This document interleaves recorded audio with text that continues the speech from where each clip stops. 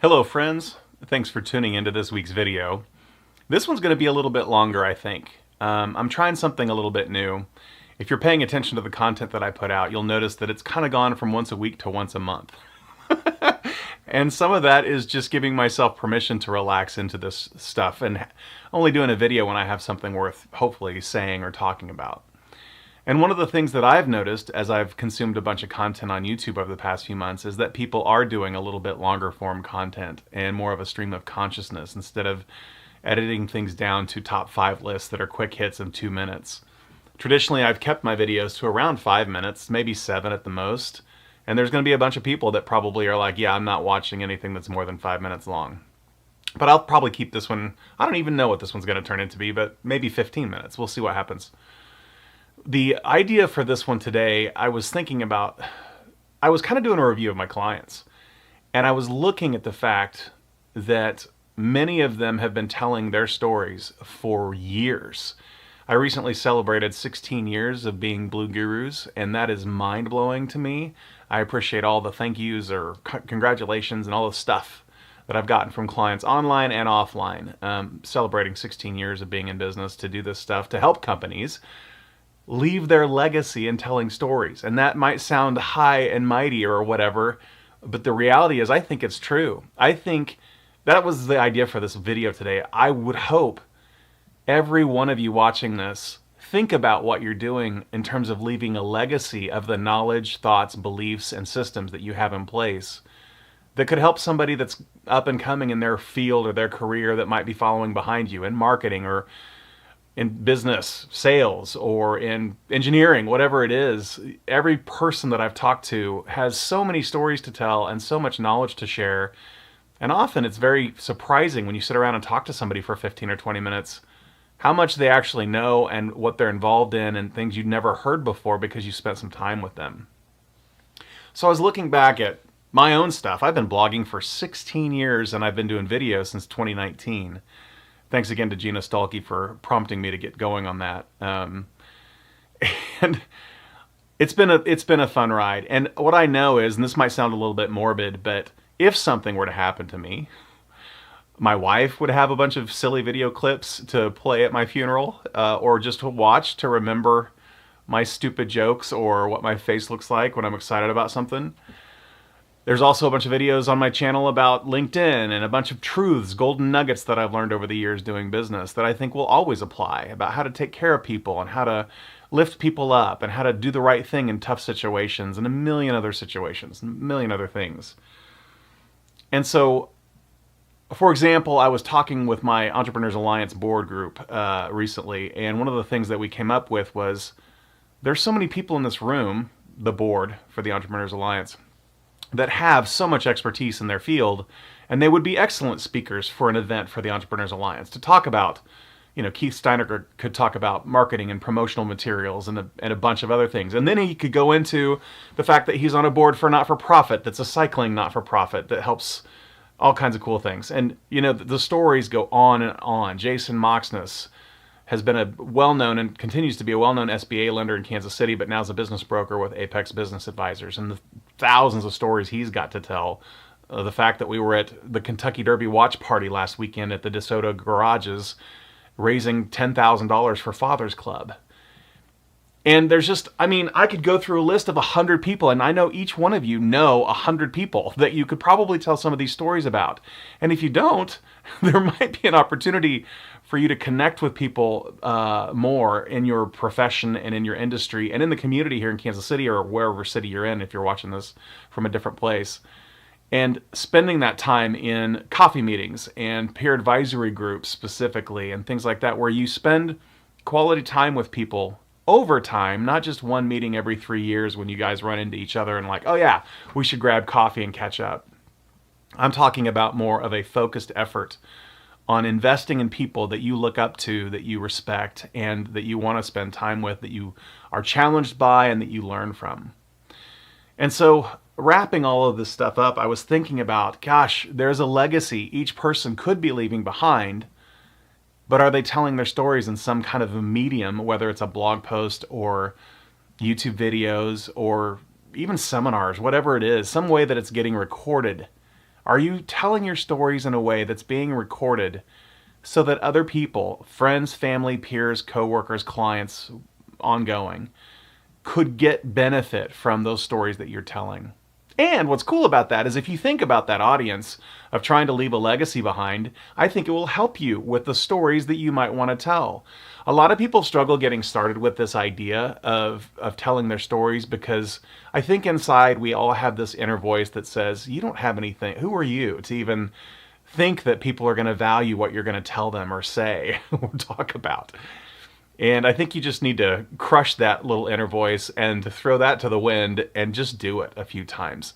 And you might not have any audience, you might have nobody comment on it, but you're doing it more for yourself and getting your knowledge out there. And I think if you put an honest effort into that storytelling, you will be surprised that the people that are around you in multiple different tribes and groups will show up because they care about you to give you feedback on, hey, I don't like the fact that this is a long form video that took too long to listen to, or this was too short, or hey, great job on the Benilde Hall fundraiser last month that you did, and we raised hundreds of dollars worth of toiletries for Benilde Hall, and there were at least 24 people, at least 24, probably closer to 35, that got involved and made donations for that toiletry drive that I did for Benilde Hall.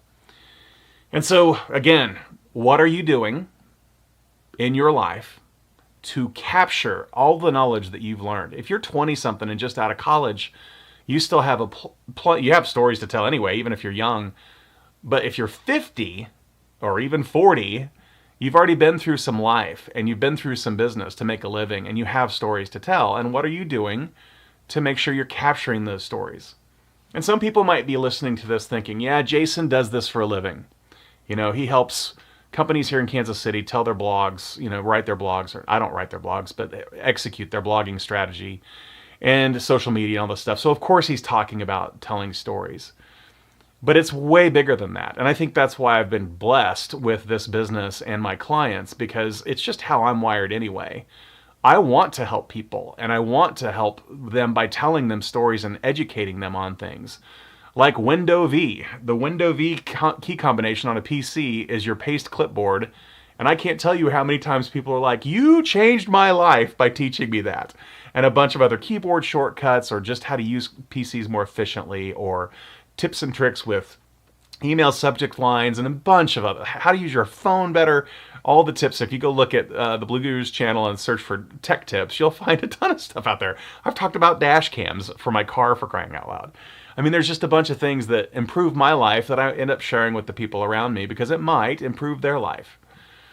And so I'm going to just keep beating on that drum of, are you telling your stories and sharing the knowledge that you've built all of these years in some kind of a recorded fashion so that all the people that care about you can learn from that in the moment while you're still here, and 5, 10 decades, years from now, they can look back and think, oh yeah, that guy had a bunch of cool things to share. And my hope really is, we talk about the word legacy. That's a big word to use, and I'm not using it lightly.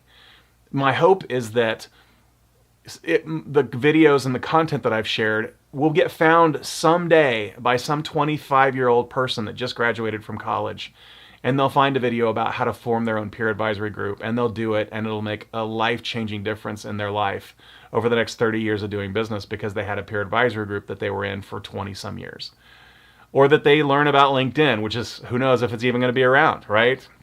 But whatever those topics, a lot of the topics that I've talked about, one of the ones that I've talked about in the past was when there's a problem with a client, let's share the burden. So if it's a $25 expense, even if I didn't cause the problem, but it feels like I could have helped or maybe helped them avoid the problem, or I just want to show them I'm a good partner, I probably will split the difference on that so that the customer, because that rarely comes up, but over 3 or 5 years, all the money that they've paid me, and there's a moment that comes up where they're like, oh my gosh, I need to split, Jason's splitting that with me, and he has that's amazing. What a good dude. He's doing business the right way and taking care of us more than just a paycheck. A story I would tell you is, and I hope Candy Candy at Home Rental Services, if you're watching this, please don't be embarrassed by this, but this is a great example of what I'm talking about with that stuff, with just loving on your clients and not nickel and diming them. Recently, I developed a simple renter magnet for Home Rental Services that has QR codes and some links to some important stuff for their renters that rent their many, many homes in Kansas City. And it was a $75 fee, right, to have these magnets sent to my house, and I'll go drop them by and all that stuff. And there's no way I'm passing that on, because that happens once every 5 to 7 years, and it's a great opportunity for me to give them a gift and say, I love you guys, and I'm going to do this for you, and it just makes the relationship so much more than a paycheck. And that's really how I look at my relationships. I have that wonderful benefit of being my own thing and not having a bunch of employees in a building to pay for and a bunch of other things. I have the ability to pick and choose the clients that I'm going to work with. I'm only going to work with people that I love, that I want to spend time with, that I'm impressed by, that I respect, or that just really need my help, but they're still really good people. Those are the perfect clients, right? Those are the ones that I want to work with. And those are the ones that I will bend over backwards for, in terms of pricing and extra services and stuff, and not adding to the invoice when I can. And that's just how I do business. And I found, to wrap all this up, because there are going to be some salespeople that might watch this video, if you've even gotten this far. How long is this thing? I don't even know. It's 12 minutes. There's going to be some salespeople or business owners that watch that last bit and they're like, there's no way I'm going to operate that way. Money's just flowing out the door. It's red, and I'm not doing that. But there's other people that understand that those little additions to the relationship bank over the course of months and years make the relationship so sticky. The vast majority of my clients, here I am celebrating 16 years of Blue Gurus, the vast majority of my clients have been with me at least most of those 16 years, and some of them have been with me since before I even started my own thing in 2009. Gina Stolke at Kent Brothers, for example. And Candy, who I mentioned from Home Rental Services, was my first real monthly client in terms of a monthly, I don't know if you want to call it a retainer or whatever, but we work together on a monthly basis and have been since 2009. And that kind of stickiness, it takes good people on both sides. And I'm not saying I'm a good person, but I'm confident that I am delivering incredible value. I get that all the time from people like, how did you respond so quickly and get this done? And that's one of those things where I think it's important for everybody to maintain their schedule in such a way that they can be available and respond fairly quickly. I am way beyond what needs to be done, but if you can't respond to an email or a phone call, voicemail that you've gotten from somebody within 24 hours, and you're not on vacation, it's probably time to take a look at the structure of your organization and the structure of your life and decide, do I need an assistant? What's my process for taking all these incoming requests for help or calls or things like that? Because 24 hours has always been my opinion. You need to be able to get back to somebody within a day. That's just professional, I think. And there's going to be people that rail against that. They're like, I have 17,000 emails in my inbox. But I know somebody that has 17,000 emails in their inbox and they still get back to people in a timely manner, including me. So it's possible, but you just have to put the structure in place.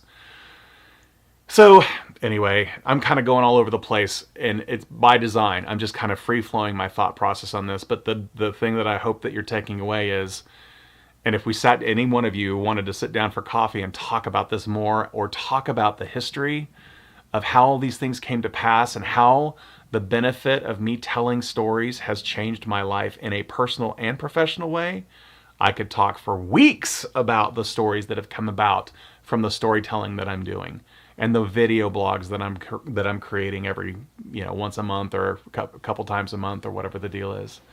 So that's my encouragement to you guys as I start to wrap this up, is take a good hard look at what are you doing right now to record the knowledge that you have and get it out there into the world in some way, so that people that are close to you can benefit from it and people that come after you can benefit from it. Man, that sounded awesome.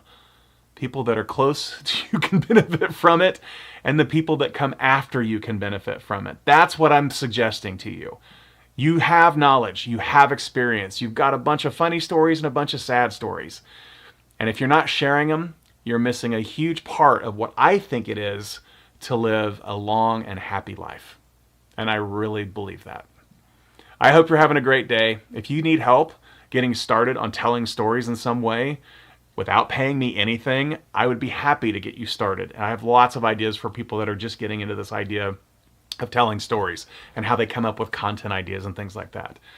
So just let me know in the comments if you, one, like this long format, if you even got this far. What is this thing? 15 minutes. That's hilarious. I kind of said we're right at 15 minutes and I'm going to wrap this up. I hope you're having a great day, and I'll talk to you soon.